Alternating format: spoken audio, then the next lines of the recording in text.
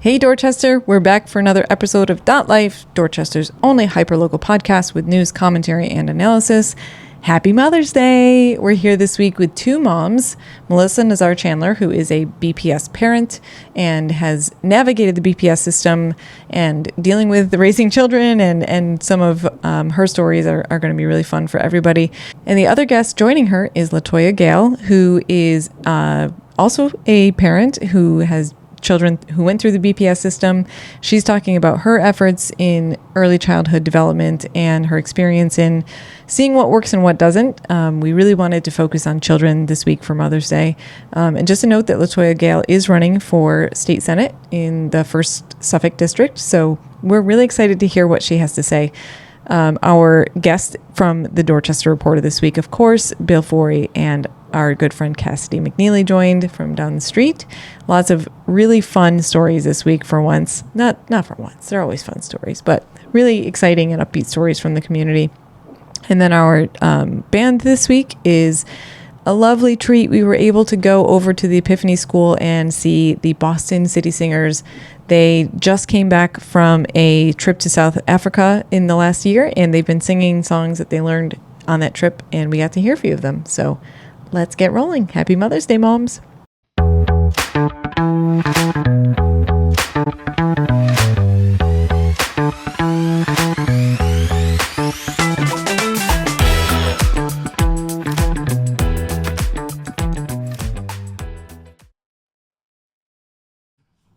Hey everybody, welcome back to Dot Life. This is the news portion of the show, and I've got my two favorite sports fans here with me today. Bill Forry. Hi, Bill. Hey. And Cassidy McNeeley. Hi, Cassidy. I would prefer if you ignored me this week. Yeah. You guys had a lot of things to say last week during the intro. I don't know what you're talking about. This week? It was a humbling weekend to be a Boston sports fan. You're both looking very funereal in your dress, too. We didn't even consult each other on we're that. just both in mourning. Listen, the wardrobe has been shattered into 1,000 pieces. I mean, what are we supposed to wear for the next month? I know. You're going to have to pull out your Red Sox both gear. Teams, that was going to get me through June. So, yeah, it's back to black, and that's all right. We're not wearing your colors, that's for damn sure. Well, as someone who has gone through this a million times in my life as a Buffalo sports fan, I know what you're going through. Well, we're Boston fans, so we know what we're going through, too. So we're kind of we're all in the same boat, except you still have a team to root for now. Sure do. And we have to go to the Red Sox, and, we're struggling with that at the moment. But there's also other teams, Cassidy, that I'm sure will there's get cornhole. I just meant I was going to ban my Montreal now. Just to wow, you can't like Montreal as a well, I just want some rivalry between us to continue. Let's do it. And then also, do you ever read the Players Tribune? No. Have you ever heard of that? Mm-mm. It's a really cool media outlet where athletes get to share their stories firsthand. Okay. So Cole Caulfield came out with one right before the playoffs started. And it was so good. He talked all about sitting in his backseat of his car and the old DVDs, players that would come down with his mom and dad in front. Just reminded me of being little, driving to hockey tourneys. You related? I did. I actually like Montreal. I'm not a hater until this series, and now I will be. But I like Martin St. Louis. He's an awesome coach, and he was a great player back with the Lightning. So, this is going to be a fun rivalry. It's going to be good. I actually wanted the Lightning because I think that we have a better shot against the Lightning, but I'm going to go with Sabres in 7. Okay, we'll see. Yeah. And you guys are going to golf? Might as well. We have plenty of other things to do, Aaron. Okay, well, let's sports ball. Let's get into the things that may be available to do this summer. We're going to talk about some of those things today. A lot of what we're talking about is fun. This is the most fun lineup you've sent me so far in all of Dot Life history. You're just extra happy today, and I think I know why, but you're right. It is a happy rundown. I'm happy about that too. So we're going to talk about a few new fun places on Dot Ave. Not all new. A few fun places on Dot Ave. With some upgrades. Mm-hmm. We're going to continue on our book discussion of last week, and we're going to talk about a book. And then we've got news about the Greenway and an event that's coming up later in May. Where do you want to start? We should start with the fun stuff that Cassidy is really excited about because she can walk to them, right? The Dot Tire. I'm going to be hanging out here too at the tire shop this summer. Tell us about what's going on at the tire shop. I don't know too much about what's happening if Bill wants to take the lead. I just know that I walked by and saw some, what are those called? They're like little vans that are going to be vendors. Yeah, like food trucks. Yeah, and I was very intrigued. So the backstory here is Dorchester Tire has been closed for a number of years, and the people who own it now have been looking for ways to activate it. I think until they figure out what they're ultimately going to do along that stretch, probably redevelop it. But for now, Dorchester Tire is going to become a Sunday outdoor market. It's kind of like the boat market situation up in Somerville, kind of like less permanent, but similar. I think that's one of the models that they're thinking about. Okay. And so the partners who are involved, one of them is Peter Brando, who many people will know from, he lives around Pleasant Street, runs a block party on Pleasant Street, right near where Cassidy's Hood is now. Yes. And he is pretty active in the Cape Verdean community, very well known across the neighborhood for activating things. He does like a party rental business. So it's the big inflatables and things like that. Okay. And then there's Tom Lay, who's well known in the Vietnamese community. It owns a restaurant and a cafe in Fields Corner that's very popular, Pho Hoa. So he is, they partnered together on this project, and they came to the Columbia Savin Hill Civic Group on Monday and said, okay, here's the plan. We're going to do not only food trucks and a beer garden, but, games for kids and adults. Outdoors throughout the summer, including on Dorchester Day, by the way. That's one of the, obviously it's a Sunday program. Smart. And I think it's like fun. 11 to 5 on Sundays throughout the summer. Okay. And it's going to start, I think, in later in May. I got to check the day. I think it's maybe May 24th. 24th. Thank you, Erin. So there was a lot of enthusiasm from the Civic Group, which is nice to see. They were excited to see it. A positive development story. So that's something to plan for. And we've had a huge response to it online. People are sharing it like crazy. So I think they're onto something here. Yeah, we don't have anything like this down here. So this is really fun. Yeah. I think Seth's article mentioned there being coffee too. Yes. Right? Exactly. Tom Lay's one of his businesses is coffee, and he's actually using the building inside for some kind of a coffee grinding business that he's working on to make coffee. So yeah, that's exactly right. And I think I saw pet friendly. I think that's right. Yeah, they're trying to get everybody engaged. Our four-legged friends too. Which, by the way, we have a lot more dog coverage coming. Cassidy's leading the charge. It's cooking. Oh, nice. Yeah, we'll be talking about that later. Okay. But yeah, that's one of the big things. The other big thing on the avenue that Cassidy did write about is a couple blocks away. Well, why don't you take it from there? Yeah, so just a little bit farther down on Dot Ave is D-Bar, which has been one of the longest running LGBTQ plus bars in Boston. Okay. They've been there for 21 years, and this year, to spruce things up, they've added a brand new mural. It's fantastic. Right? It's beautiful. Yeah. So you really can't miss it. If you've ever been stuck at that intersection, like me many of times, at least now there's something pretty to look at. But it's a Provincetown-based artist, Josh Wilmoth. Okay. He collaborated with the owner, Brian, is it Pacini? I don't know what it is. Pacini. Yeah. Okay. Right. You nailed it. Nice. They collaborated to, basically their goal was to bring the energy that is inside of D-Bar out onto the street. And on the back patio. And on the back patio. During tea. Yes, which the back patio is also coated in beautiful artwork as well. So I think they really accomplished their goal.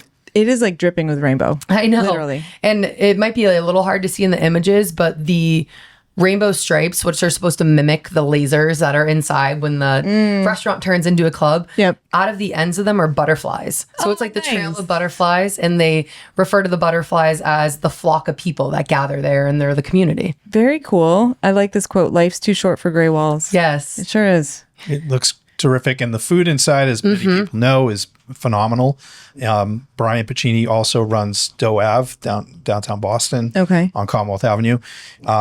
D-Bar is a favorite for a lot of us locals to as a dining spot, and especially in the summer months, as you mentioned, the patio is great outside. So big improvement here. And they also still have karaoke night. So that's one of the few places in Dorchester still rocking karaoke. And are you going to go down? Yeah. They have a lot of events coming up. They have karaoke night. They have drag, the tea parties. They have what's called Big Gay Trivia, which seems fun. But I had never had the food there before. Okay. And when I went to take photos of the mural, I was like, I guess I have to go in and eat. It is like a disco wonderland. Yeah. And the food was amazing. The drinks were incredible. Yeah. Shout out to Travis and Steven. They were amazing.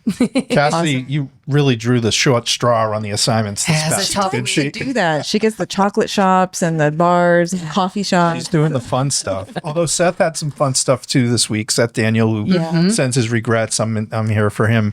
And I'll talk about briefly one of his stories, which is also a fun thing, potentially. It hasn't happened yet, but there's a restaurateur in Fields Corner who is ready to order up a billiards hall. That's awesome. To be adjacent to his business. There's a beautiful picture of him and his daughter right now at the top of .news, and the whole concept here is to have a companion business for the restaurant, which is called, help me out here, because Huang? Yeah, right. Huang. Yeah, and so the idea. Oh no, Huang Q. Funk Q, sorry. Yeah. And that's on Adams Street, actually, not Dorchester Ave. But yes. It's like the block behind Dorchester Ave in the business district. Where it comes together. Exactly. So he's going to be petitioning the city to renovate the building. His name is Vu Huynh, by the way. Okay. And the idea here would be for him to go to the city and get permission to do it, but I doubt they're going to say no. This is the kind of use that I think everybody's going to be like, yeah, it's a great idea. Yeah. It's not involving alcohol. He will not. He wants it to kind of be for teenagers, family friendly. Yeah. He talked about how he grew up playing pool at Boston Bowl. Yeah. Which a lot of people still do, and it's a great spot too. Yeah. But he wanted something that's a little maybe cozier in Fields Corner. Tons of teenagers who are looking for things to do and don't really have what he called like a third space in that particular village. So I think it makes a lot of sense. Not far down that block, there used to be a bowling alley, and that's been gone now for about 20 years. Okay. Lucky Strike. Oh, wow. And Lucky Strike was that kind of space. Was it Candlepin or was it? It was Candlepin. Yeah. And so, but with that gone, he's right. One of the only places for kids, teenagers, families is the library, which is under construction. Yeah. And that'll be a terrific space. This will be just down the block from there. And just bookish. It's got some hangout spots for kids. This place is open from 10 a.m. to 10 p.m. though every single day. That's awesome. That's the plan. I want to do breakfast pool. Can we do breakfast? I've never thought of that. But also, what is billiards? I know pool. What else? What does that include? It's like the table games, right? Pool is one of them, and then there's like snooker, and it's like the all-encompassing term for it. So there's a specific table he mentioned that is popular, especially in the Vietnamese community. It's like a 3-pocket. Okay. So he mentioned that's going to be part of the setup there. You know, I spend a lot of my free time in the UK. Yes. Snooker is really big over there. I don't even know what that is. I don't either. It's on a pool table. Well, maybe you can. I'll do some snooker. Yeah, when I'm over there this month, I'll get some snooker research reporting. Right. So all these things happening, it's kind of new ways of activating the business districts and kind of like you said, making some old things new again, because these are all properties that have been in business and are active in some way, but this is some new energy, some new ideas. It's kind of cool. It's actually really exciting to just see like 3 in one article, like one issue of the paper. And, we get some, like last week we had the coffee shop, which by the way, I tried to go to and it was closed. It must close in the afternoons and the evenings. Oh no. Yeah. But I'll be back. Espresso Cafe? The one on the Greenway. Espresso Yes. Yeah. Do you follow their Instagram? No. That's where they post their hours daily. Okay. Because since it's just soft opening right now, it's a little inconsistent. Got it. You gotta check there first. Okay. I will do that. But again, there's some more new stuff popping up and in like different business models, like the summer market and the pool hall. Like these are things that we don't have. So the night market that's coming up again too. Yeah. I think it's in July. Yeah. That's always been great. And then Town Field is active with festivals as well. The Mother's Walk for Peace is coming up, by the way. That's one other thing to mention on Mother's Day, obviously, in Fields Corner. So this is the season when a lot of street activity again, which is great. Yeah. And I wore my Dorchfest 2024 shirt today. We talked about that one yet. Oh. Well, I'm not going to be here next week. So I figured this was my last chance to shill Dorchfest. We'll hold down the fort for you. Wow. Cassidy left. We got ghosted. She must have been mad about the Bruins still. Yeah, I can't believe you brought that up. I could see she was a tinderbox, and I'm not that happy either. But she's, she took it quite personal. I'm kidding. She had to go somewhere else. Cassie's a busy reporter and has a lot of things in her life to do. That's right. And she can't just sit around talking to us all day. Sadly for her, because it's her loss. But you and I are still here. We're going to move on.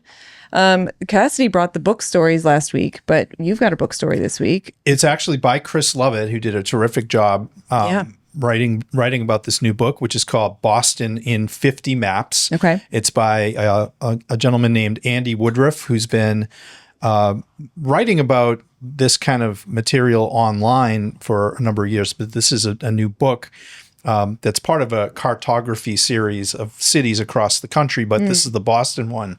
And I have to say, editorial comment here, I think he did a terrific job. Sometimes people do these books kind of either touristy or sort of, trying to summarize Boston's neighborhoods, and they totally whiff. Case in point, the person who wrote that we all call Dorchester the Chest, which is still kind of annoying me 7 years later.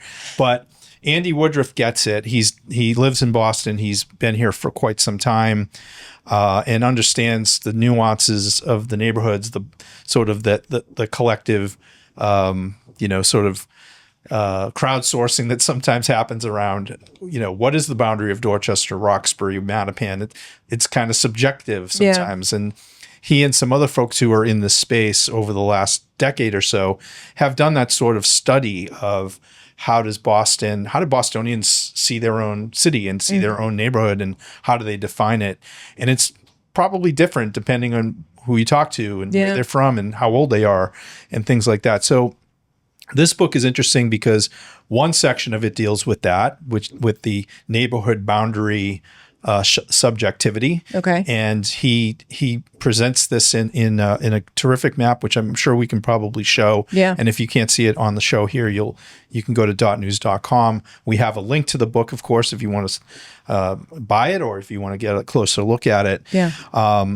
It's really colorful, and this heat map kind of things that show population density, concentration of ethnic groups, and also things like where Dunkin' Donuts are located, which is like a huge bright heat map. It's just it's really a blob.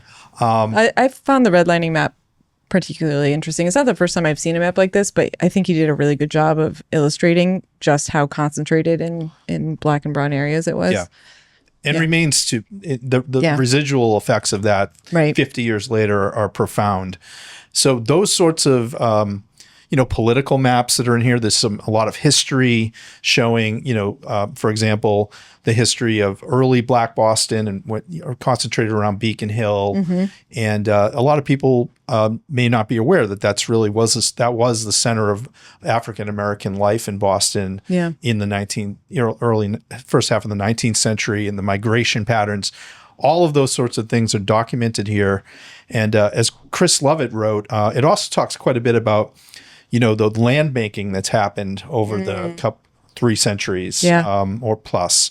How Boston grew from, just sort of a peninsula and then was filled in through wharves being transformed into, land. Right. And the whole Back Bay, of course, being filled in. The Back Bay and obviously, the waterfront areas around in Charlestown and places like that. But what we know here in Dorchester is the same is true here. Yeah. Right where we're recording now is made land. Wasn't Morrissey made? Yeah. For sure. And this was a stretch called Dorchester Neck where we are now, but a lot of what came, south to connect the Neponset area to Columbia Point, for example, was all fill. Okay. And the Commercial Point area where the gas tank is, things like that. So those sorts of things are also discussed in this story by Chris.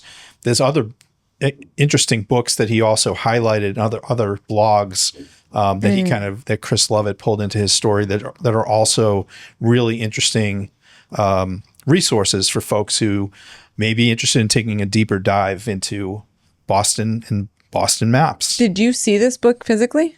I've seen the whole book, but in digital form, in like a review copy. Is it there's a hard copy coming our way soon, I'm told. Okay. Yeah. Is it like a coffee table book style, or is it more? It doesn't look like full coffee table like the Renovation Husbands got going, but something more close to that, though. Okay. Yeah. Very cool. And this, you said it's available, link on your website. Do you know if it's sold locally? It will be sold locally. It's also anywhere where you can buy books, and I'm sure Just Bookish will arrange to have copies.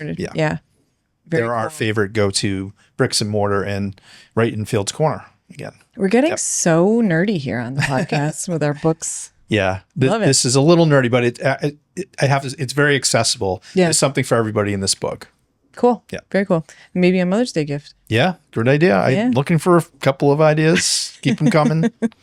All right, let's. You spoke about the gas tank. Mm-hmm. Speaking of the gas tank, we've talked previously on the podcast about the extension of the trail that opened up last summer. It opened up right around July 4th in 2025. I remember that because you took a bike ride down it. I did. And now it's actually official. Well, it is official. They had the not the groundbreaking, but like the ceremonial ribbon cutting with all the state officials, many of whom played a role in getting this done. What took so long? On this particular stretch, it took 17 years to get this like less than 1 mile stretch done. A lot of it had to do with easements around the gas tank and getting National Grid, which very generously did agree to have an easement through their property. Okay. And part of it was just getting the funds lined up. They tried to get federal dollars at times and kept getting stiff-armed. This is pre-Trump, by the way. I'm not blaming him for this one. Yeah. It took a long time to get the funding together, but Representative Dan Hunt, who currently represents the 13th Suffolk, where this is located, was sort of the pivotal player recently in bringing it over the goal line. He gave credit to his predecessors, including Treasurer or former Mayor Marty Walsh. It went back to his days in pushing it from his angle. Linda, my wife, was involved in that as well, for sure. Senator Collins now. So it's a state project, but it took many hands and, governors to agree to help fund it. So, and this is the story of the Neponset Greenway writ large across the whole 6 or 7 mile stretch from Neponset, essentially, now Morrissey to River Street, all the way down towards Mattapan Square, and now they're talking about extending it further into Hyde Park. So that's the next frontier. Trying to get up to Castle Island? Is that still? Well, it does connect technically through the Dorchester Harbor Walk. So if you get through that Morrissey stretch and the Beeds Bridge is a bit of an obstacle still. Okay. And of course, we've talked about how Beeds Bridge, there's a proposal to totally renovate it, maybe make it a fixed span. Yeah. That's still to come. Yeah. And that's another link in the puzzle. But a big problem for this stretch prior to this new connection by the gas tank was folks would have to go onto Morrissey or go onto Victory Road on the surface and cross an expressway off-ramp in a treacherous sort of spot. Yes. You know what I'm talking about by the gas tank. Folks will know that well. That is now pretty much solved. Okay. So great. Your wife was there. Did you go to this one? I didn't. No. Seth Daniel was there taking photos, and there were enough Forrys on scene. So it looks like it was a chilly day. It was not the best day, but it was it was a happy day. A lot of people who from the Neponset River Watershed Association and the Greenway Council and a lot of the advocates were there for this as well to take sight, and some of the architects who designed it as well. So it must be so rewarding to see it actually happen after all that time. It took a long time, but it's very much worth it. Yeah, very much. So speaking of weather, we've got a few things that are outdoor in the neighborhood in the next couple of weeks. Oh Ashmont Hill Yard Sale is the big one, probably. That's the biggie. A lot of my friends circle every year in their calendar. It's May 16th this year. Do you go to that? I do go to that sometimes when it works out. What are you looking for? Grateful Dead albums or something? Anything Grateful Dead is always going to catch my eye, but I'm be looking for any kind of vintage. I do like vintage, especially obviously Dorchester related, a lot of Baker chocolate things pop up. Ephemera that's Dorchester related is definitely going to, catch the eyes of people like us, right? Yeah. We're watching a podcast called Dot Life. Trying to put some stuff on the wall. I can say that Ashmont Hill neighborhood always surfaces really interesting artifacts, not just of our local culture here, but just it's one of those parts of the neighborhood where it's a very eclectic mix of people, of architecture, obviously a beautiful Victorian era community, but a diverse one that has people from all over the world settled in those, 10 blocks around Ashmont Station. So people come from all over the place to go to this. It's well known. There's 40 homes that participate, and it's been going on for 42 years or something now. It's crazy. So, and what time does it actually start? 9 a.m.? I think they get some early birds. It's an early bird. It's kind of special if you can pull it off. I mean, some people probably are there before, like the ghost sign flies. Yeah. There are maps that'll be on hand at the various homes as well. But I would say, 8:30-ish would be, let's hope the weather cooperates for them. But I think they get people either way, don't they? They do. Yeah. This all weather, and it is rain or shine event. Okay. There's no postponing this one. All right. I'll be off in jolly old England. So if you see any studio appropriate, if I'm around, I'll pass the word to actually Dot Life Nation. I mean, you have your whole following now. Just y'all should be looking out for. Be on the lookout. Yeah, please do. We've got another event that it's indoors. We have not talked about it yet, but it's important to you. Yeah, it is. On May 28th, we're hosting a celebration of community journalism, local journalism at the South Line, Boston, which is the former Boston Globe, a couple of blocks down from where we are now. By the way, that is a terrific building. I've been spending more time in there lately as part of getting ready for this event. It's awesome. There's some terrific locally owned and locally staffed organizations in there. Camp Harborview's in there. Camp Harborview, which you had a terrific interview with Lisa from Camp Harborview. Yep. They're just new to the space, and in fact, they're having a ribbon cutting next week. Okay. The mayor and everybody coming. Yeah. But there's a lot of different companies in there, and there's a food court in there that it is open to the public. I didn't know that. Yeah, you can go in there and order breakfast. We had a breakfast sandwich in there that was excellent, and it was like $5. It was a pretty good deal. Now I'm letting the whole secret out, but it's all that to say, Southline Boston, the former Boston Globe on Morrissey Boulevard, is where we are hosting.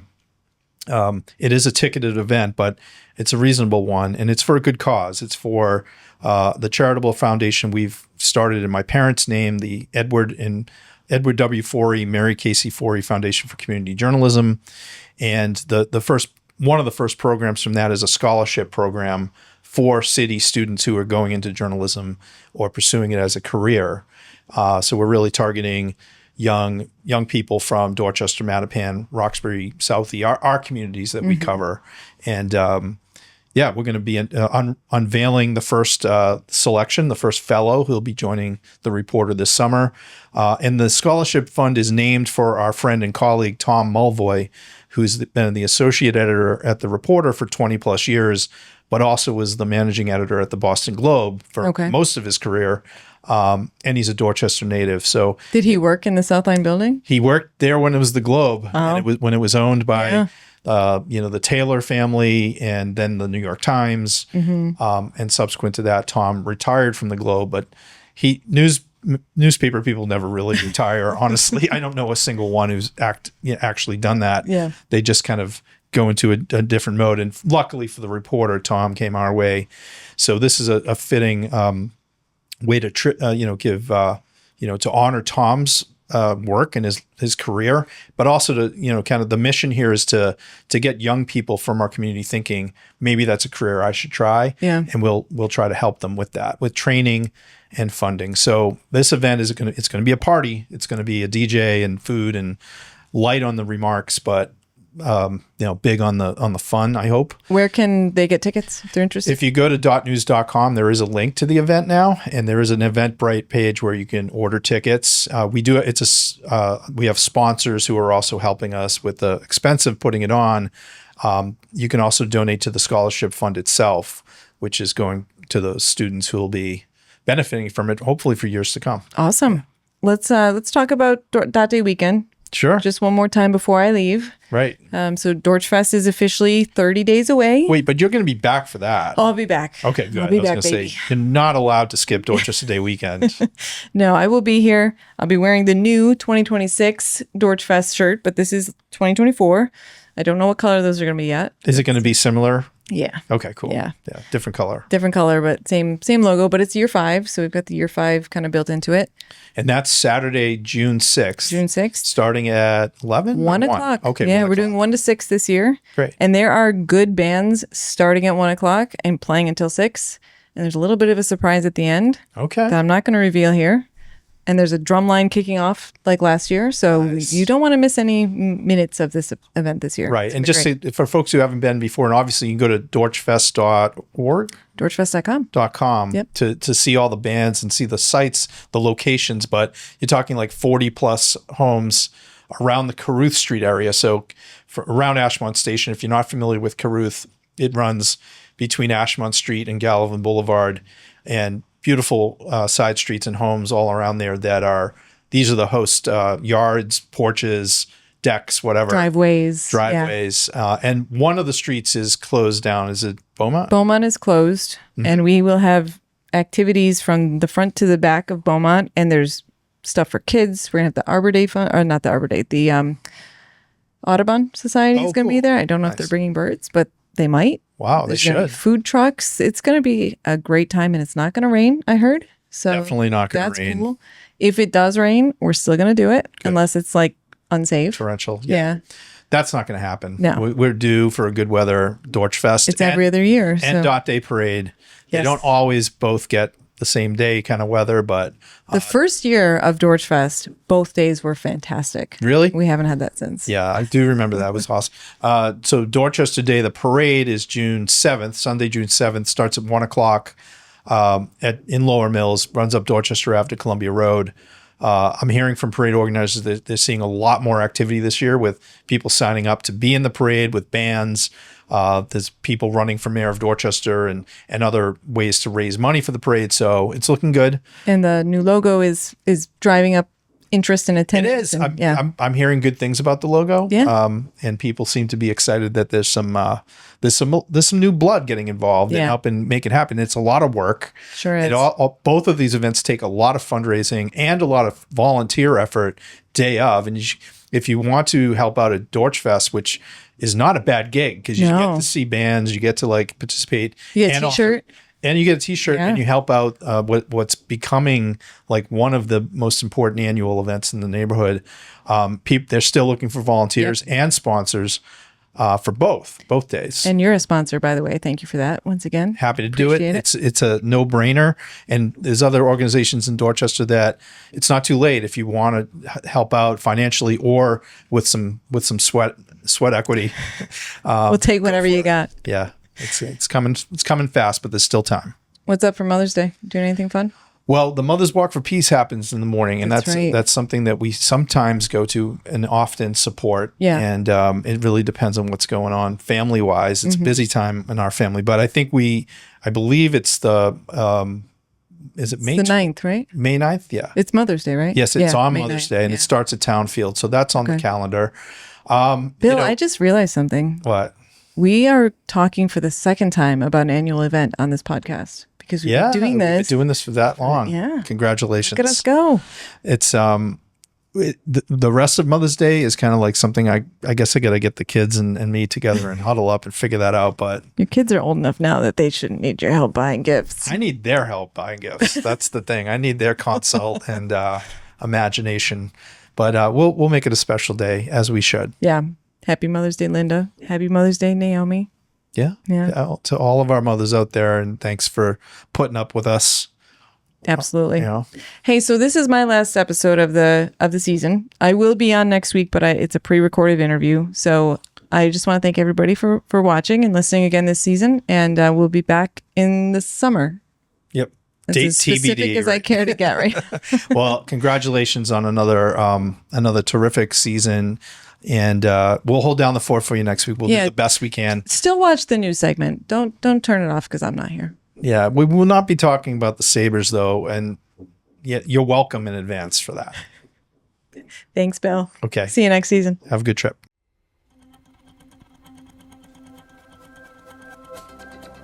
Dot Life is sponsored in part by the Dorchester Reporter, Dorchester's own community newspaper and online home for all things Dorchester at dotnews.com. The Reporter, owned and operated by the Forry family, has been laser focused on Dorchester and the surrounding neighborhoods of Boston since 1983. That longevity and experience shows in its award-winning coverage every week. The Reporter is our go-to source for authentic stories about the people, places, and events that matter most to our daily lives. we are proud to partner with The Reporter and .News. And you can support the important journalism provided by The Reporter. Just go to .news.com to subscribe today. It's the best deal in town and helps keep our local community journalism alive and well.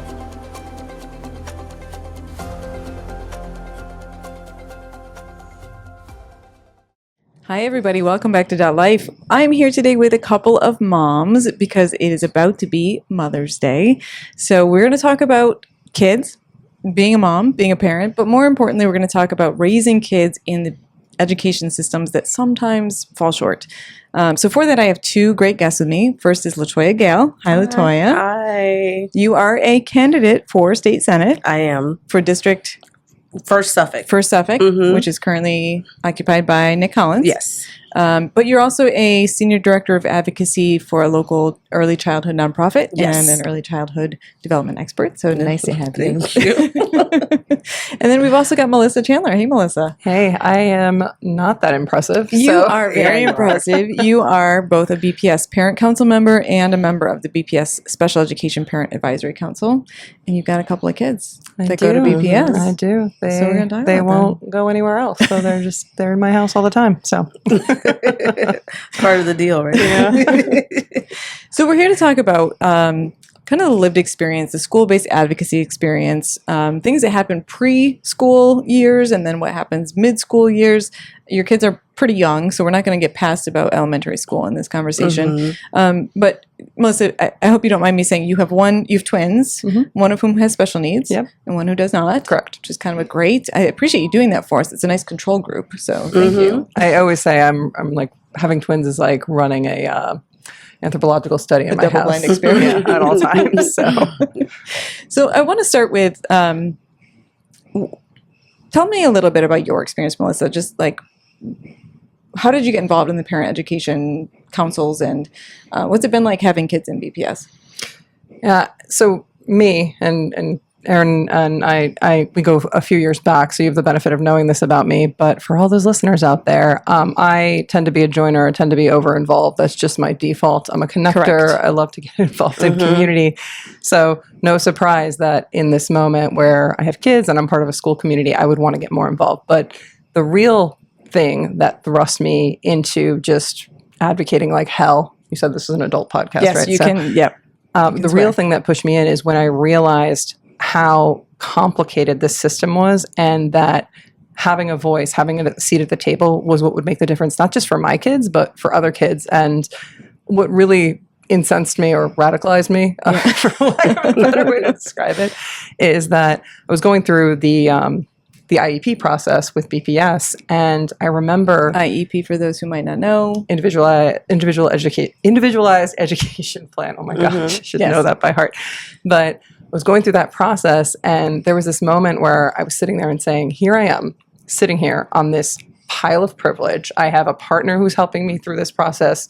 We have a house, we have nice things, we have education, we speak English, like all of these advantages that I know I have a privilege to have these things, and I am struggling. I am drowning. And I was just so incensed by the fact that like this is the system that we put out there, particularly in a district that supports so many different types of learners, so many different minority groups, so many different types of people from different backgrounds. And this is what we put forward when anybody has a different need. And so I had to do something. So love that. I wanted to get involved. Yeah, that's amazing. LaToya, what's your experience in early education? You could probably just you could say the same. Yeah, literally the same thing. So I have 4 kids. Okay, my youngest is 4, my oldest is 22, and then I have 11 and a 20-year-old in the middle. Oh my goodness! And don't ever say, I'm just a parent. I'm not, because that's what got me where I am today. Because I am a parent. My second child, my oldest son, is on the autism spectrum. He's 20 years old now. And that's what thrust me into advocacy.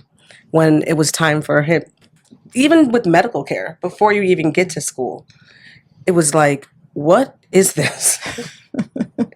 Why? Because, I think none of us, we plan what we want our children to be like, right? You have it laid out. And when something diverts from that, you would think that there are systems and things in place that say, oh, you took a different path. So here are all the things. We're going to lay it out for you, red carpet.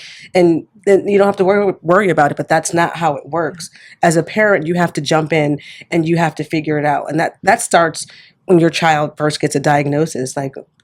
And then when it's time to go to school, whole nother ball game. Yeah. Whole nother ball game. And when I entered into the school system, again, like you, I'm like, what? I'm a smart person. I swear I can read. Yeah. Or you're like, okay, I understood what the policy is. Why am I sitting in front of people who seem to not know what the policy is? Who are the experts in this policy?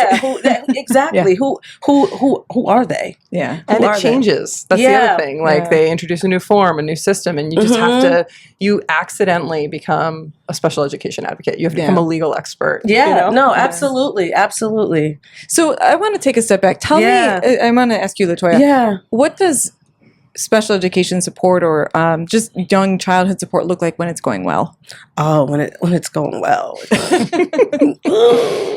When it's going well, somebody might you might say, hey, I think, something's going on with my kid. Let me ask an expert. Mm-hmm. That might be your doctor. It might be like your childcare provider, someone. And then they tell you, oh, here's who you call. Maybe it's EI, early intervention. Okay. And they'll evaluate you. Oh, here's what's going on in a timely manner. This is when it is working properly. Here's what's going on in a timely manner. Wait, pause. How many times did you have to call them and follow up before they? Okay. Exactly. Or they just tell you very casually, there's 6 months you got to wait. Yeah. You know what I mean? Or longer. But right. And when you're talking about brain development. Well, your kids stop developing while they're waiting, right? It's a pause. It's like you miss these things, right? And so if it's working well, there's not a wait. Yeah. You can get in, somebody gives you a diagnosis and then a plan. And when it's with that plan, you say, oh, these are the resources I need. I can just call them and I'll get in. Yeah. And everything lines up. That rarely happens. Mm-hmm. So where do you see gaps in that system? There's not enough people to do the work. Yeah. When you're talking about EI, early intervention again, I'm going to try not to use so many acronyms. It's okay as long as we know it once. Yeah. There's just not enough people to do the work. Yeah. And then the folks who do the work again are not paid well. So it's hard to keep people in work that's hard. Yeah. It's hard work. And so when you have hard work combined with low pay, you're going to keep churning. You're going to keep churning. This podcast.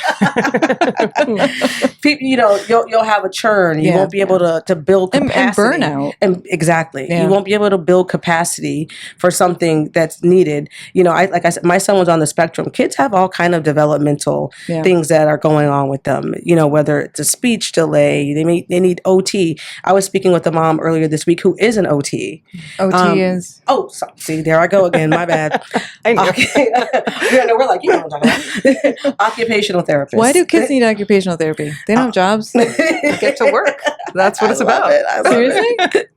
No. It could be so they can they can rate. Oh, it's like right? Yeah. I didn't know that. I've heard that term for so long. All kind of things. But she works with children, and she's out here thinking about, how can I fill this gap with my skills, with my knowledge, because I know the system isn't doing it? How can I bring parents together and fill that gap? Because parents really are the expert. Parents really are your child's first teacher. And parents need to be supported on that journey. And so she's thinking of ways, how do I support parents and fill that gap when they're waiting to get into EI? Or they missed EI because EI only goes till 3. Okay. And so that 4 is not early. 4 is late. Clearly, you're old at that point. Clearly, you're old. A 4-year-old will tell you, "I'm not a baby," and I guess that's who made the policy.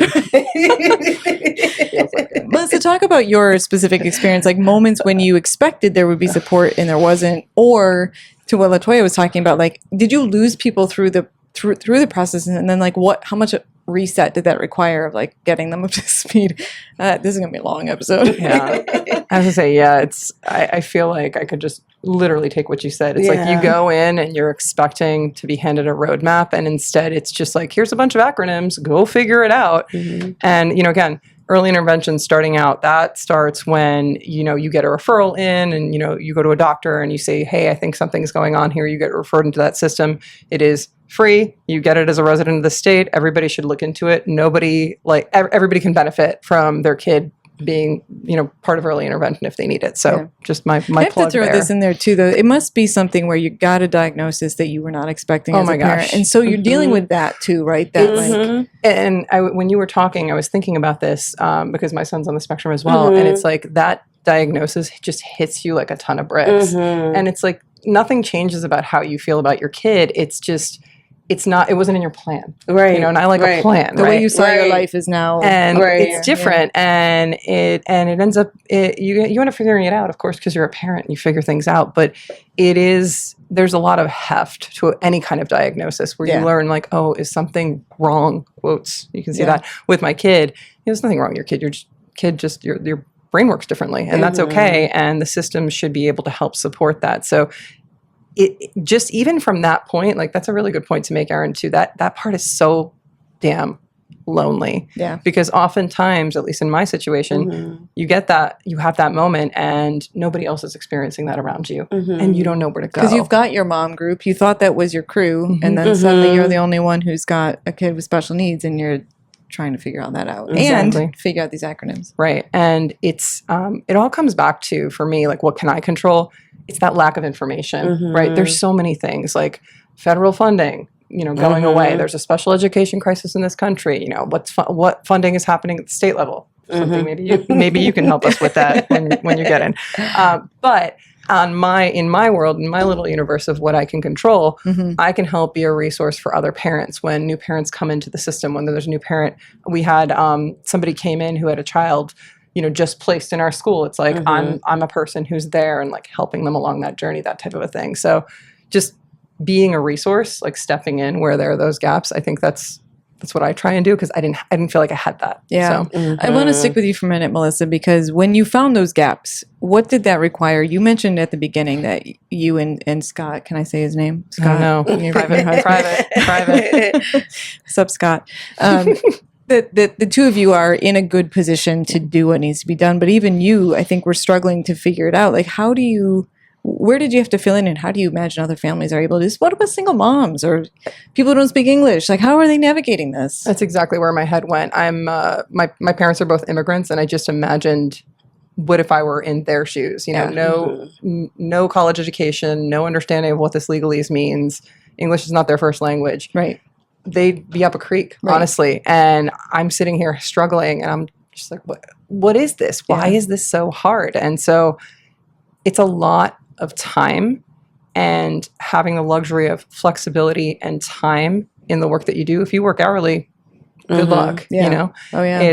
It's so much time, so many meetings, so much research, and then just the emotional burden itself, and then filling out forms and I don't think I'd be very good in this process. I don't know. I mean, you and I you would figure it out. Everybody figures out. Nobody thinks they're going to end up having to go through this. Yeah. And you just figure it out. Yeah. We're resourceful. Yeah. Figure it out. What happens if you don't? What happens if kids don't get what they need at this age? When I don't want to say, there's always hope. I'm optimistic, and brains are very malleable, and brains are amazing. But playing catch up is always harder than playing keep up. Totally. Do you know what I mean? Yep. And so it's, you know, if a child has everything they need, and this is a child with a developmental disability or not. If a child is entering like formal school and they got everything that they needed, right? That journey looks different for that child and for that family. Like when your child shows up to kindergarten ready to do big kid learning, I guess, you know, if 5 is big, right? I'm going to push the idea that little kids go further than 5. Yeah. But resources can be used differently in systems. If we're not saying, oh, wow, this child missed EI. this child showed up and they never got OT, so they don't have like dexterity in their hands. They can't color. They can't like start to cut. When they're playing with their friends, even playing catch, they might not be able to do those type of things, and so you miss those windows. When you don't have what that child needs early on. Right. I love early childhood. When I see a baby, I always just look at them and think, I wonder who you're gonna be. Aww. I wonder what you're gonna be like. It's just, I just love it. It's so exciting. And brains, if you think about it, you're born and you can't even hold your head up. Right. And then when you're 1, you're walking. Like if something like we couldn't do that now at our age. So if you think about how powerful, I can barely walk. You think about how much development and how many pathways are being made. It's so quickly. And so quickly in a young brain. We don't have a long time to do that. So we got to do it right. And we know how to do it right. It's about having those resources. I'm telling you, listen, girl, some of my favorite people and my best friends I met because we were in the struggle together. Like that's the truth. Like parents show up for each other. So like when you find a parent who's been through it already, they're ready to show up for the parent who's behind them. And I think that's good. And community matters, but it would be so much easier if you could be like, oh, all I have to do is hand you the handbook. This is the handbook. Follow the yellow brick road. Exactly. Everything's on there. You don't have to worry about it, you know? So I definitely don't want this to come off as like anti-BPS. But there are some things here where I think BPS probably is falling a little short, as are most other districts in the country. We just have not figured out education here in this country, and we tend to just keep cutting it. So that probably won't happen anytime soon. But BPS is working on this inclusive, they've had this inclusive model. Tell me more. I don't know anything about this stuff. You're my source. I'm your source. That's terrifying. I would expect you to help correct me if I'm getting this wrong. But BPS is moving towards what's called a full inclusion model. And inclusion, for those who don't know, is a model where So I have to take a step back. Special education and special education law in this country is based on the premise that you have the least restrictive environment for every student. So if you remember when we were younger, where were the kids in special education? They were separated. They were in a different space. We've moved away from that model where if a child's needs can be served in classroom, we want to keep them with their peers as much as possible, because there's been studies that show there's a lot of benefits from that, not just for the kids in special education, but for the kids who are, I'm going to say this in quotes because I hate this term, general education. So there's benefits on all sides. So the inclusion model is, for those students who don't have the most severe needs, who don't need some kind of more intensive care, can we put them in the classroom, and can we do that across the board, every single classroom at BPS? And what does that require for BPS? Because it's not just we'll put them in the existing classroom setup and they'll be fine, right? That must require more teachers, training. I mean, you need to make sure you have special education teachers, people who are certified in special education, paraprofessionals, specialized paraprofessionals, and then of course all the resource providers, the OTs, the SLPs, the speech language pathologists, applied behavioral analysis professionals. You want me to just keep spitting acronyms at you? I think I got it. So you need to make sure, and that's a whole team working together in a cohesive way. But they're doing it non-obtrusively in the classroom, they're going up to a kid who needs it without it being a pull them out of the room situation. The model that is the ideal, oh my gosh, we've made it, is you shouldn't be able to tell that somebody has everyone is getting differentiated in the experience in the way they need it. And in theory, everybody needs a differentiated learning style. But that's my understanding of what the model wants to get to. Okay. How we get there and what's possible in the short term, that's a whole other question. So that sounds lovely. It is. What are some potential drawbacks? I mean, that seems like it's going to cost a lot. Yeah. I always go pay now or pay later. I'm with you. It's on layaway. And people always ask, well, how much does that cost? But what's the return on investment, right, of a child who got what they needed? Yep. What's the return on investment of a family who is not stressed because their child is getting what they need? You know, like MasterCard said, that's priceless. You know, like there's just some things that, it costs a lot, but you get so much from doing it. Right. And, you know, they've been talking about, I told you my son is 20. They've been talking about inclusion and inclusion done right for years. I think what has happened is, unfortunately, we have a lot of teachers, and you tell me if it's changed at all, you know, teachers who might have a lot of certifications. But just because I can cook like lasagna and steak and a burger, can I do them all at the same time? Right? I might have the knowledge, right? But I can't be everything to everyone at the same time. Yeah. And I think sometimes that's what starts to happen.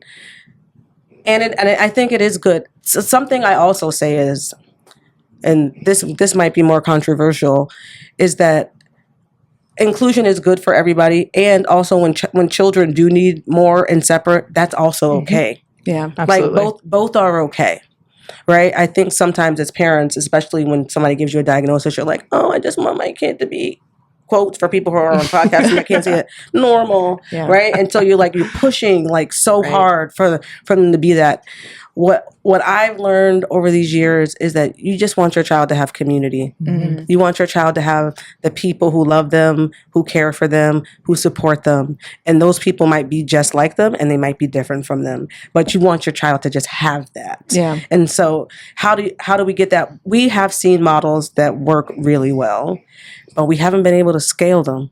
We haven't been able to scale them. So when people start talking about taxes and money and all that, I'm like, this is something we need to pay for, because the return on investment is, you can't, I mean, how do you put a price tag on a child who feels good about themselves?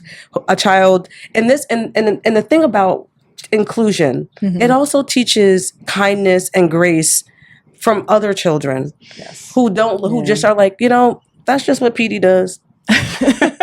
You know what I mean? It's fine. It's just fine. Yeah. And it teaches them about people who are not like them. And which is much better than finding that out when you're 15 or 30 and can't figure out how to be around another person who's different. Right. Yeah. And I think that is also the beautiful thing about inclusion that we don't talk about. Yeah. It's good for everyone.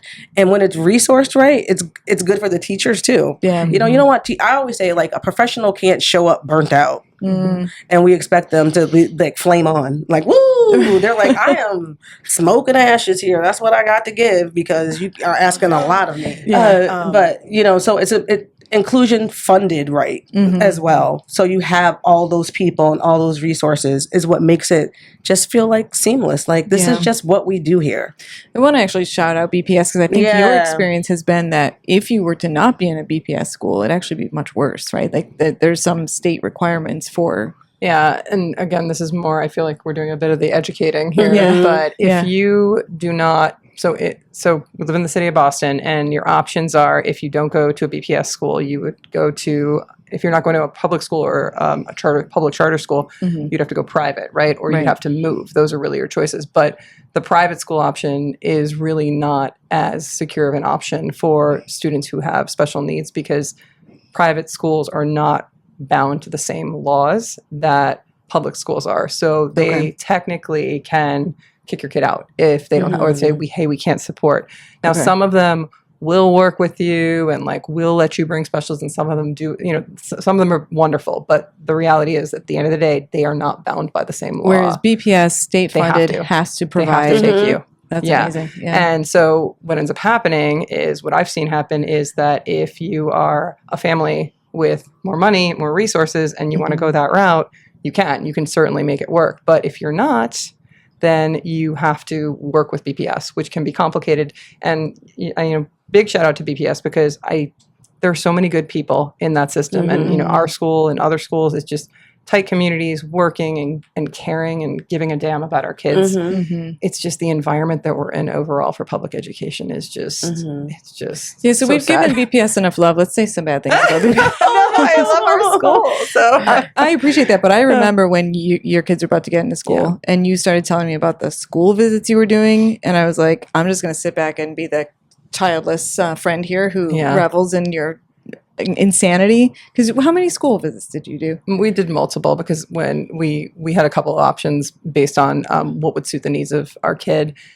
And it's just fascinating because you really get to see a cross section of how different the schools are that are just, miles away from each other. Yeah. And it's just really, it's community support, parent funding. It's this won't shock anybody, I think, but the schools that are in the wealthier areas end up being better funded, and the parents are more involved and they get more things. And this is because, as you told me earlier this week, parents and teachers are on the hook for buying things like tissues. This blew her mind. Yeah. This blew her mind when I told her this. It's insane. Tissues, hand sanitizer, paper towels.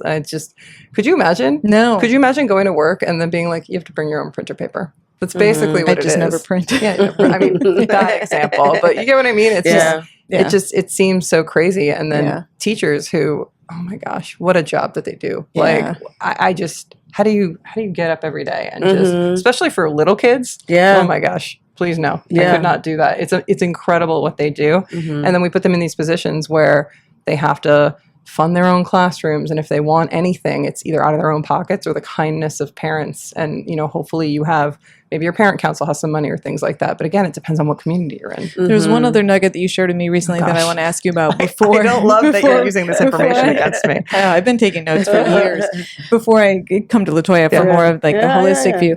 Tell me about the cafeterias or lack thereof. So this was, again, mind blown. Mind blown.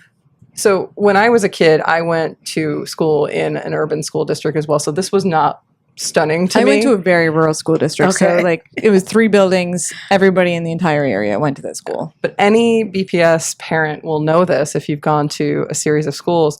The things that you look at on your list when you're looking at facilities are, okay, does it have a cafeteria? Does it have a gymnasium? Does it have a library?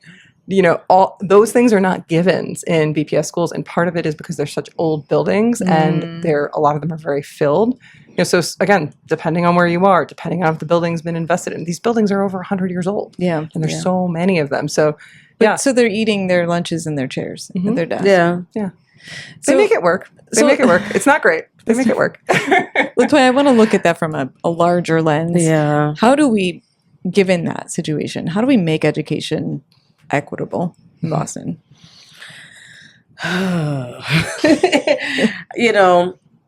Like you said, and I want to say, when we talk about schools having more funding because there's wealthier families there, it's like their parent council is well funded. Yeah. And so that parent council can be like, oh, we can raise money. Yeah. So you need this other thing? Don't worry. We got it. We got you.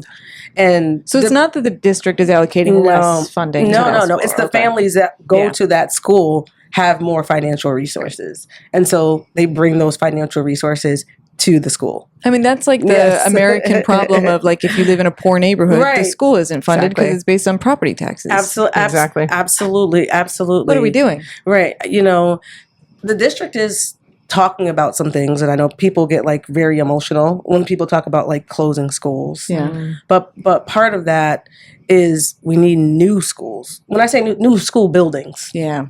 We need new school buildings, and the school buildings are super old here. They don't have air conditioning. It's getting so hot. My kid goes to a school with one of those schools with no air conditioning. Yay! But there's no air conditioning. There's no gyms. There's no cafeterias. There's no libraries. And when we think about quality, and we think about all the things that the space, even when you're talking about little kids, they need space just to be little kids. Yeah, to be loud and to run around. What do you do when you don't have a gym and it's 10 degrees out? Right. You're inside gym, and people they figure it out, right? Yeah. But this is gonna, like I said, this gets controversial when you talk about closing schools, but we do have less children in BPS schools. And so looking at if we have a limited pot of money, how do we spend that money? Right. And I don't necessarily think that less school buildings mean we need less people in those school buildings. So when we keep talking about inclusion, because we have less schools doesn't mean we need less teachers. Right. Because that is part of their plan, though, right? Is that they're cutting back numbers of teachers too. Yeah. I mean, I don't think we necessarily need less teachers. Yeah. We need newer buildings. I thought you were going to say newer teachers. No. We need newer, more modern buildings that can do all those things, that have rooms for when kids need to go to OT or PT or speech language. They can go to the room with the teacher if they want. That there's a gym, that there's a library for you to go pick out books. Mm-hmm. All those things. We just need buildings that have the space to do that, and sometimes that means that we have to consolidate. Yeah. School buildings and school communities, which is hard for people. Yeah. But you can, but we have to do it. Yeah. We have to do it if we only have a limited pot of money. Like, Right. I would at some point in the future on a podcast like to push on that limited pot of money claim, but we'll move on from that right now. Yeah. Melissa, you talked about being a toilet paper fairy for your I love it. Oh my gosh, my kid's teacher is going to kill me. What other things are parents doing kind of behind the scenes that makes things function for their kids? And this is not just special needs kids. This is just early education in general. Yeah, it's anything and everything. So it's everything from providing the supplies to showing up and volunteering for events where you can. And again, that's all about flexibility and availability and things like that.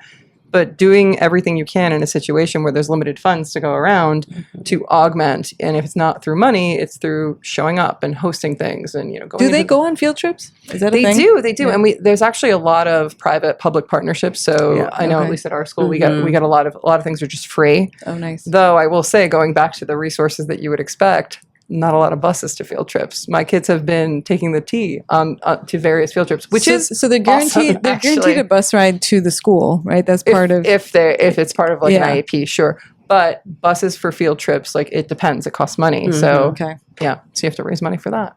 Yep. Yeah. All right. Well, what else are you doing over there? And not even just in school, like to help with children's development. Like, what are the things parents should be doing that maybe Melissa needs to take a lesson on? That'd be great. Please give me advice. Please help me. I'm sure she knows what to do. So, like in work that I do, we talk about early relational health a lot. Meaning, who are the relationships that impact a child? How do you take care? So, and taking care of yourself, I think I want to tell parents, like, you can't pour from an empty cup. And so that's about like taking care of yourself, giving up the idea that there is some model of a perfect parent. Science tells us that you don't have to be a perfect parent. Actually, you need to be a good enough parent. So, take some weight off your shoulders. A good enough parent is what a child needs us to be. They need us to just show up for them, pay attention, read to them, talk with them. It's so funny. I'm the youngest of 7, and I grew up in a family where, like, I was born an auntie as well. Oh, wow. I have nieces older than me, but I was always taught, like, growing up, like, when you see a baby, look at them, talk to them, exaggerate, interact with them, and what I've learned as an adult. All that is part of, like, development. I want parents to understand there's a lot of things that they do instinctually or that someone's taught them that are the right thing, to just do it. Take a book. No, they might not know all the words yet, but just read to them. It's about that time and that relationship that you're building with them. It's about them hearing new words and seeing new things. And I would tell any parent, if there's any concern you have, bring it up. Just bring it up to somebody. And I know that's hard for some parents. Another thing with parents, depending on where you are, depending on your race, depending on your income bracket, parents are afraid to bring up if they think something's not going right because they think they're going to be blamed for it. Oh. And that gets into, like, social services systems, and how that shows up in people's lives. But that's another thing. If you see something, say something. I know, like, different contexts. Or, talk to a friend about it. Yeah. You'll be surprised at how many people are, like, going through things and they don't say anything to anybody else. Because they think that they're the only one. 100%. Or they think that they've done something wrong. I think, like, parent support groups are, like, the best thing in the world. I don't know if Totally. Nobody understands what you're going through like somebody else who's going through it. Yeah. Like at 3 a.m. when Right. you're freaking out about something. Right. Yeah. Someone will tell you, you know what, girl, mine was doing that today too. You should have, the person who knows that Christmas card was really cute. It took me 50 shots to get that one. And it's like, because that's, we like to present like a perfect picture externally, but we're all going through it. Yeah. And that's normal. And that's a part of development for a child. And it's part of growing into being a parent too.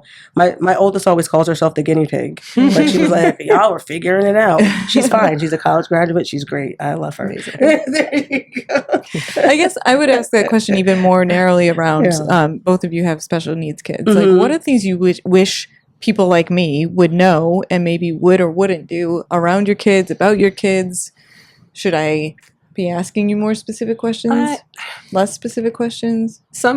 I think it really depends on the parent, but I'm not shy when I talk about it, and I'd rather I feel like part of my job. You're as on a parent, podcast about it. I am literally on a podcast. Part of my job is to not just educate, my family, because that was also a huge effort. Educating your family is a huge part of this, but just educate the people around you, the world, and just normalizing it as much as possible. One of the things, as you were talking, I was thinking about this.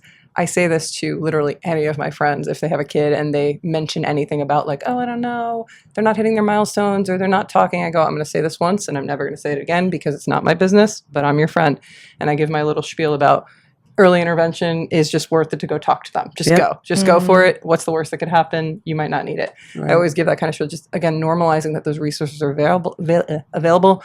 People don't even know about it. Again, it comes back to information. Yeah. So I mean, for someone like you, it's like, you can ask questions, if you're curious, like it's not, at least to me. And again, I think it's parent to parent. It's not taboo. I'm like totally fine to talk about it and spread the word. And, just be normal to my kid, you know what I mean? And, I mean, that gets into like, do you even like kids generally? But like, just look at I like some. Yeah. But it's just, there's no difference, just look at them, smile at them, engage with them, ask them questions. What's your favorite color? Right. What movie did you see recently? Yeah. Like, just ask them questions because they are little people and they have little opinions. And big opinions. Yes. A lot of big ones. Yeah. Anything you would add to that?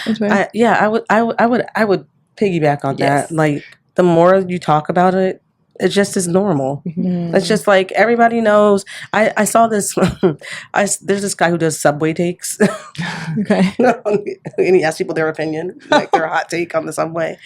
And someone was asking, like, he said, I forget what ethnicity he was. We was like, we don't ever say somebody like has special needs. We say, oh, that's Mike.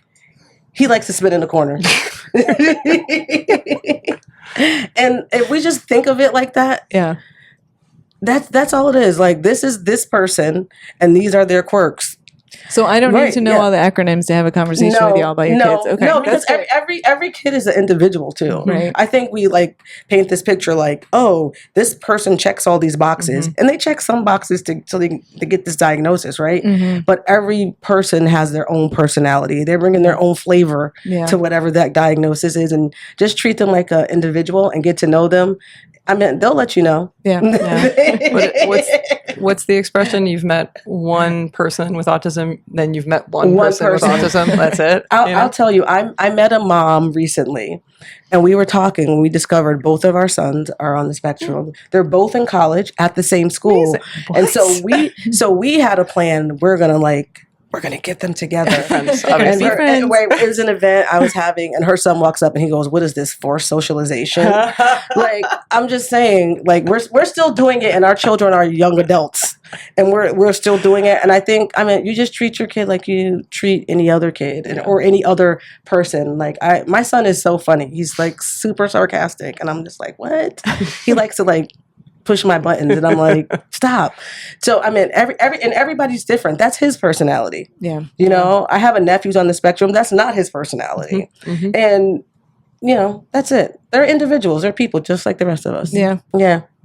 I want to just close out with some things that you have hope for in terms of the systems that you're in. Like, do you think it's going to get better? Do you think it's going to get worse? Do you think that inclusion is the right move? Like, what's on the horizon for you both?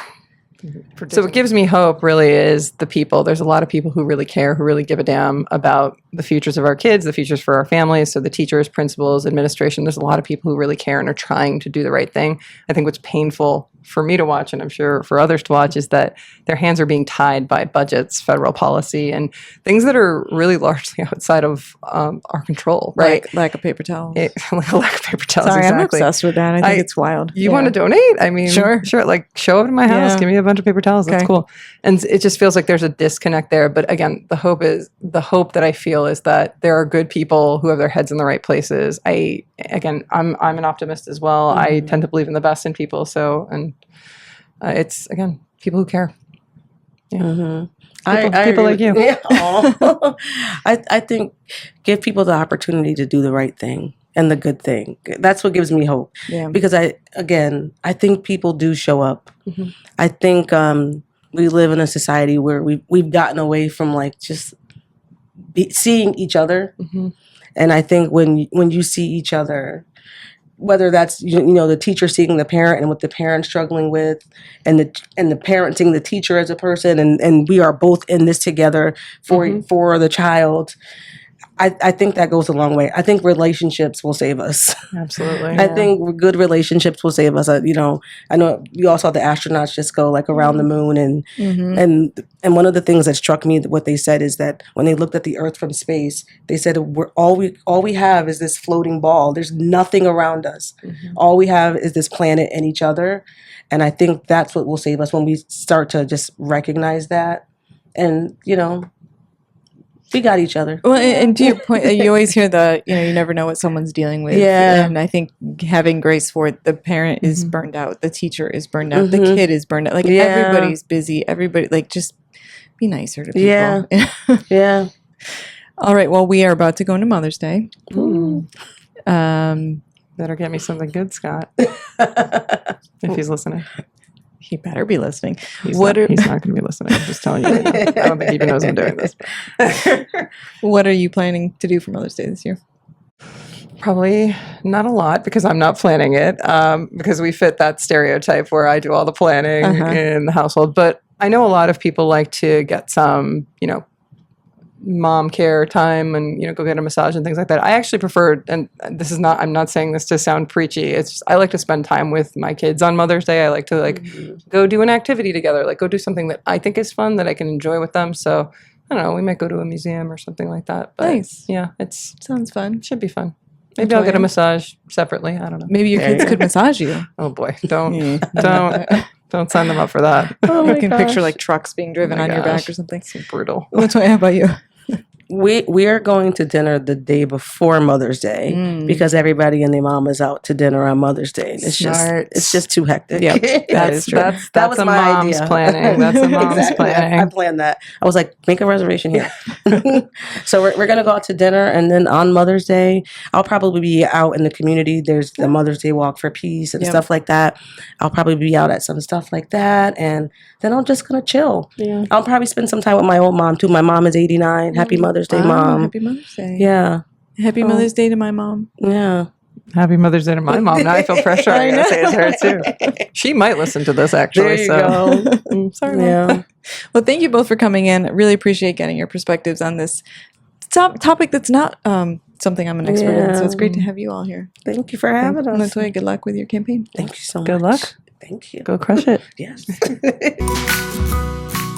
Dot Life is supported by the Boston City Singers. Calling all singers. Registration is now open for the Boston City Singers 26-27 season. Our programs start as young as 4 years old and continue through high school. Students learn to sing, drum, and dance, and form lifelong friendships in a vibrant, nurturing community. We offer affordable tuition and generous financial assistance. Dorchester programs meet at the Epiphany School on Wednesday evenings. Go to bostoncitysingers.org to learn more and enroll today.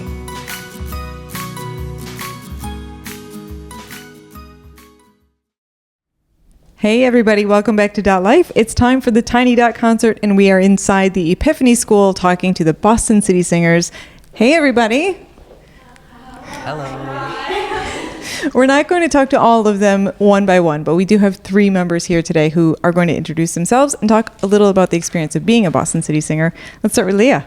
Sure. My name is Leah Schneier Van Zyl. I'm a senior. I live in Arlington, and I've been a part of BCS for 11 years, and this is my 5th year in the tour choir. Awesome. Melina? Hi, my name is Melina Zulis. I am from Milton, Massachusetts, and this is my 7th year as part of Boston City Singers and my 5th year as part of the tour choir here. And Gavin? Hi, my name is Gavin Walker. I'm a junior. I'm 16, so my 12th year in BCS, and I live in Dorchester. Nice. What got you into Boston City Singers? We'll start with Leah. Sure. So I had a friend when I was in elementary school who was a part of one of our younger choirs, and my mom is a big singer. I've always loved singing and performing, and so when I moved here in 2nd grade, the friend was like, hey, I've got this choir if you want to reach out. I ended up going to one of the rehearsals, and then the rest is history. I've literally been a part of the groups since I was in 8th grade, and they go all the way up to high school, and here I am. And do you redline it down? Yes, I do. Nice. How about you, Melina? For me, I still remember the conversation when I was in 2nd grade, leaving a theater production that I was in, and some family friends chatting to my mom about how amazing this program was and how I should be put into it. I wasn't really I didn't have any experience with group singing. I had mostly done just a few voice lessons here and there, singing pop songs. But after this one theater production and having these older and really good performers say, wow, maybe you should get your start here, led me here eventually, in 5th grade. Nice. And I don't think you have a train. Do you have a train that you use to get here, or do you drive? I drive. You drive. Yeah, that's probably the most direct route Yes. from Milton. And how about Gavin? Well, my sister was in it. She's 2 years older than me. I joined when I was 4, so I didn't really have that much time in between my sister joining and me joining. But also a lot of the kids in my neighborhood also joined. For a while, it was just a ton of my neighborhood in the choir. In what part of Dorchester do you live in? I'm in Lower Mills, so right by the Butler stop off of the Mattapan trolley. Nice. Do you all, you probably go to Milton School. What schools do you go to? None of you go to Epiphany School, right? No. Okay. No. I go to Minuteman Regional Vocational Technical High School, which is a regional technical vocational school in Lexington. Nice. I go to Milton High School, the public school. Okay. I go to Boston Latin School. It's a public school. Nice. Wonderful. So tell me about the experience of being in Boston City Singers. Have you met new people? Do you feel more equipped to be in the world? Yeah, so we have 3 branches. There's a branch in Cambridge, a branch in Jamaica Plain, and a branch in Dorchester for the younger kids. So I grew up going to the Cambridge branch, and I met a ton of people, most of whom were from Cambridge. And then once I came into tour choir, and it was a merging of the 3 branches, I met people from all over the Metro Boston area, which is super cool. And I've definitely made a ton of friends just being in rehearsals, and then I've really made family and really close lifetime friends when we go on tour. We do international tours every 2 years. They're usually 2 or 3 weeks. I went on a tour in 2023 to Ireland, and we just got back from a 3-week tour to Cape Town, South Africa. Wow. This past July and August, and that's where the real lifetime memories are, and where you really meet people that become a family. Yeah, definitely. How about you, Melina? At first, when I joined the choir, the experience was really about understanding music more, and I definitely really explored the harmonies that we were doing. I figured out what my voice part was, and it was a lot more technical and about the theory. But it was only really when I started to join the tour choir that I realized how much this experience was also about the cultures around the world, and how much we could be immersed within them just in this room. One of my first experiences as part of the tour choir was stepping into a room where all the singers, who are obviously older than me, were singing a song that the generation before of tour choir had learned in South Africa, and they had passed it on to this generation of tour choir who was singing it to me, and I was just completely in awe. And they were telling stories of how they had sung this song in the rain, in a forest or something like that. And it was a song that I have gone on to sing in cafeterias in Ireland and with the original choir who taught it to us in South Africa. So just that experience of the song is a great example of how much these different traditions from different cultures inspire us and how we're able to share them across different communities. Gavin, what have you liked about City Singers? I kind of had a different experience than Melina. I didn't really focus as much on the technical aspect of it because I already knew a bunch of people when I came into it, and I think that's kind of stayed the same. I've definitely dove more into the technical aspect, but the community has always been a really big part for me. I think it also kind of makes you feel more confident with the community behind you, because in most choirs, like school choirs and all that, most of your performances are going to be in school, other school families. And with Boston City Singers, a lot of the time you're kind of performing wherever, especially on tours, you're performing wherever you can. We performed in the airport, like she said, random cafeterias. And so you kind of have that audience that you aren't really comfortable with, but you're backed by a community of other people that you are really comfortable with. Yeah. Speaking of performing, where can people catch you? I know you're playing Dorchfest this year. I don't know if it's this group or another, but some City Singers will be at Dorchfest. Where else can they see you? Yeah, so we do performances all over the Metro Boston area when we're not on tour. We have a performance at the Museum of Fine Art on Juneteenth. That's something we've done the past couple of years, which is really fun. We're doing a private little concert in Brookline, I believe. That's we always do a big end of year concert for all of the groups of Boston City Singers so that the younger kids can kind of see where they can grow into, and so that we can kind of see ourselves, see our little selves. So that's really fun. But yeah, check out our website. I don't know how much promo we're doing, but all the promo. But yeah, we've got a bunch of things coming up that are very exciting. There's always new events popping up. We do an event maybe at least every month, if not every 2 weeks. And what are you singing this season that we're going to hear today? We always sing a ton of music from the place we've toured to recently. Okay. So because most of this choir went to South Africa last summer, we're still performing a lot of the music we were taught there, which is always my favorite kind of music to perform. We perform some Jamaican-inspired stuff because one of our directors is from Jamaica originally, and then the rest of it is kind of from all over the world. We've sung songs in Spanish. Our other director is from New Zealand, so we've sung songs from there. We've sung songs in Hebrew, and then we do some traditional English American choir stuff too. And what part do you sing? I sing soprano, first soprano. How about you, Melina? I'm an alto. I'm a tenor. Tenor? Okay. Do you want to harmonize right now live on the Melina, you got that? What do we start on? I don't know. Pick a note and I'll go higher, Gavin goes lower. Start. Ba. Very nice. Beautiful. Well, let's hear you all sing. Can we bring up your Yes, yes. your Please. friends? All right, cool. Let's do it. 5, 6, 5, 6.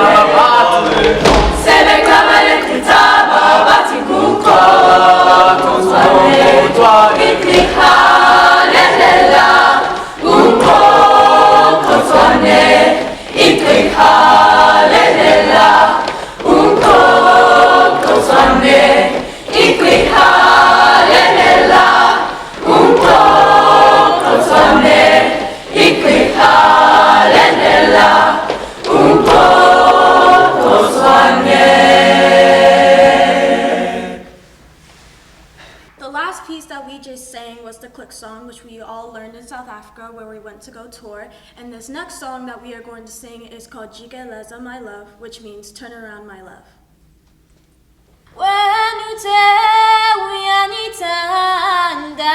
Jikeleza my love,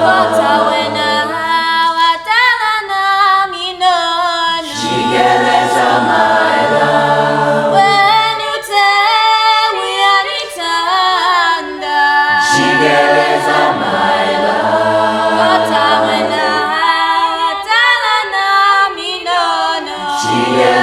my love,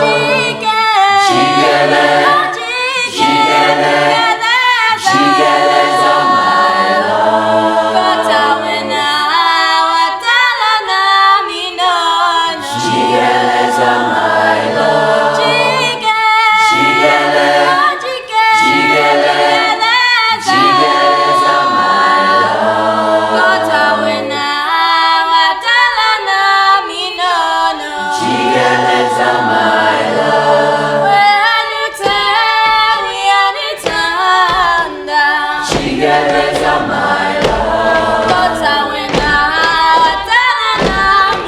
Jikeleza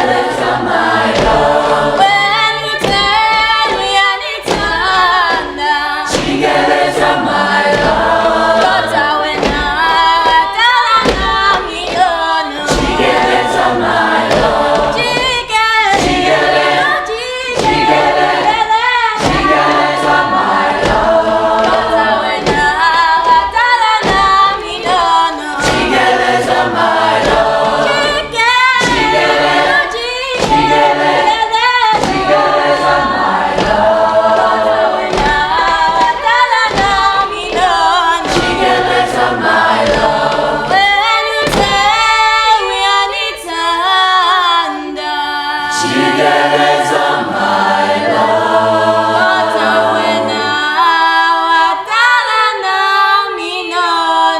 Jikeleza my love,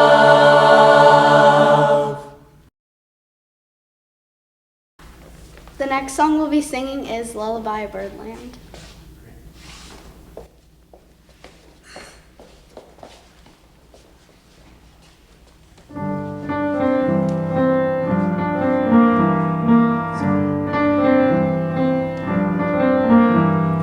Love